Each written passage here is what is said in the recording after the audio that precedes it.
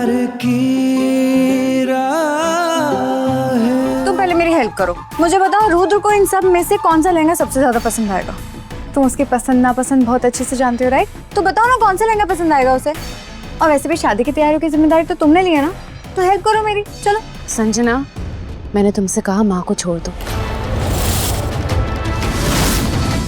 मेरे फेस पे क्या बेवकूफ लिखा है?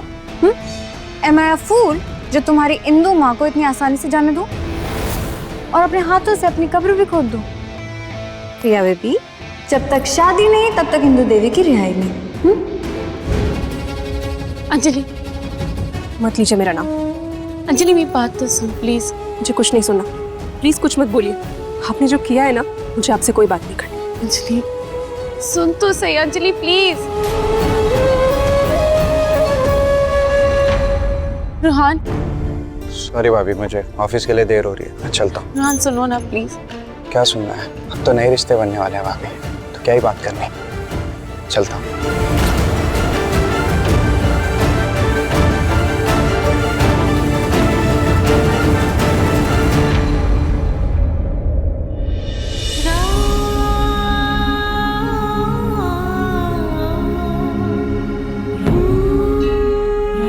क्यों भगवान जी, क्यों क्यों मुझे आप इस धर्म संकट पर ले आए हैं? पति को बचाओ या माँ को? सच कहूंगी तो माँ दाव पर, झूठ कहूंगी तो पति से दूरी। क्या करूं? कहते हैं कि हमेशा सच की जीत होती है ना, तो फिर मेरी हार क्यों?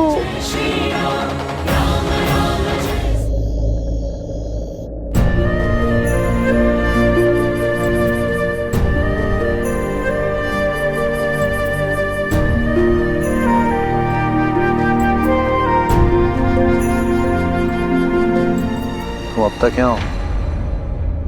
मुझे तो लगा था तुम्हारी जिम्मेदारी बस मुझे डॉक्टर से दवा देने तक की है, या फिर शादी फिक्स कराने तक। तुम बेड पे सो जाओ और मैं काउच पे।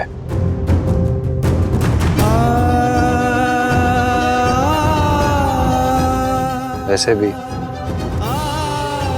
कुछ दिनों बाद मेरे साथ इस कमरे में संजना होगी।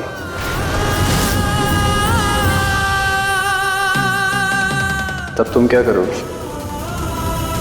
हमारी शादी की सेज सजाओगी ना?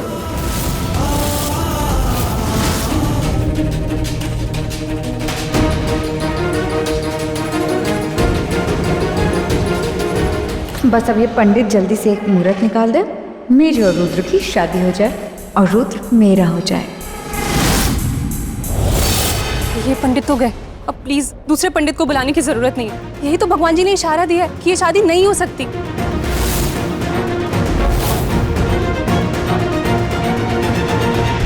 मेरा मतलब है 6 महीने तक नहीं हो सकती। तो संजना, मैं क्या कह रही थी कि अभी 6 महीने, तो अभी तुम यहाँ से जाओ और अपने खाने और रहने का कहीं और इंतजाम करो। दूसरे पंडित जी से ओपिनियन लेने में क्या बुराई है?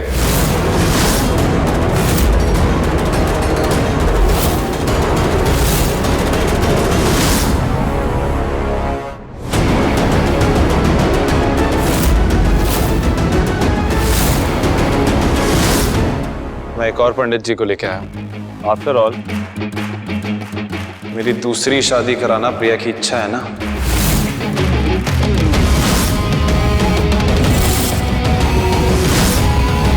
और प्रिया की इच्छा पूरी करना मेरा फर्ज। प्रिया, तुम्हारी इच्छा मैं जल्द से जल्द पूरी करूंगा। शुभ मुहूर्त है, आज से ठीक 7 दिन बाद है।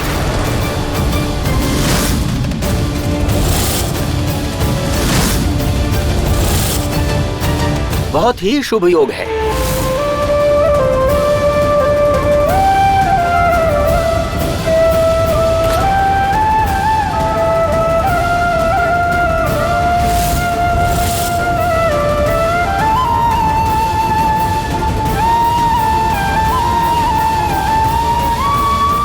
ओह माय गॉड, तो फाइनली मेरे और रुद्र की शादी का मुहूर्त निकल गया। आज मैं बहुत खुश हूँ। जानता हूँ तुम बहुत तकलीफ में हो, दिल ही दिल में कुछ तो छिपा रही हो। तुम्हारे दिल का वो राज जानने का बस यही एक रास्ता है प्रिया। जैसे जैसे शादी पास आएगी तुम टूटती जाओगी। कितना ही मना कर लो पर आज भी प्यार करती हो मुझसे। मुझे किसी और का होते हुए देख ही नहीं पाओगी और खुद मुझे सब बताओगी, अपने दिल का राज खोल दोगी। रुद्र, ये क्या कर दिया आपने? मैं तो कोशिश कर रही थी कि ये शादी आगे बढ़ जाए, पर मुझसे नाराजगी में आपने इतना बड़ा फैसला ले लिया। प्रिया, मैंने ये सब जानबूझ के किया क्योंकि मैं जानता हूँ कि आखिर तुम अभी कुछ भी कह लो पर मुझे किसी और का होते हुए देख तुम्हें रियलाइज हो जाएगा कि हम एक दूसरे के लिए बने हैं और तुम ये कभी नहीं चाहोगी कि मैं संजना का हो जाऊं। अब फैसला कर ही लिया है और इतनी बड़ी खुशखबरी है, इंदु भाभी को तो बताना पड़ेगा ना। मैं अभी फोन करती हूँ।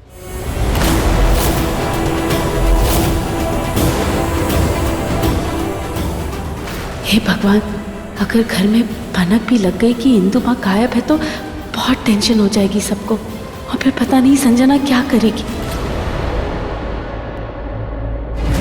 The number you are calling is not reachable. Please call again later. तो बड़ी अजीब सी बात है, इतने दिनों से माँ से बात भी नहीं हुई है और ये अनरीचेबल आखिर चल क्या रहा है? वो रोहान, मैंने कल माँ से बात की थी। उन्होंने कहा था कि वो बिजी है तो बाद में कॉल करेंगी। ओके। प्रिया और जीजू दोनों पागल हो गए, दोनों का दिमाग खराब हो गया।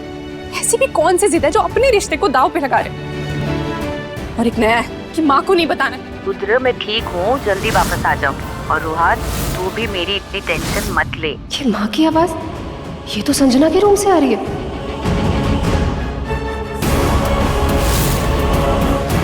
जल्दी वापस आ जाऊंगी।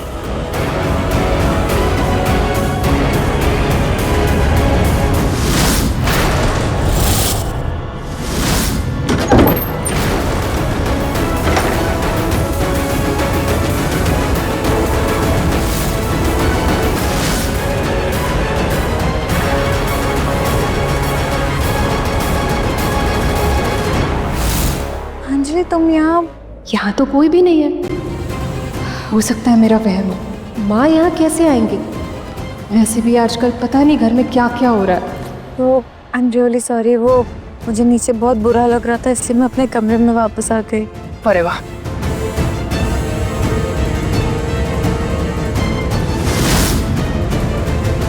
थैंक गॉड कि मैं बच गई, नहीं तो अंजलि तो आज मुझे पकड़ ही लेती।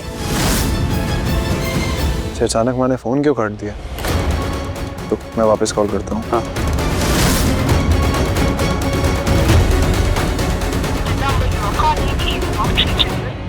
कमाल है, अभी तो माँ से बात हो रही थी, फोन नॉट रीचेबल आ रहा है। वो हो सकता है कि वहाँ नेटवर्क ना हो।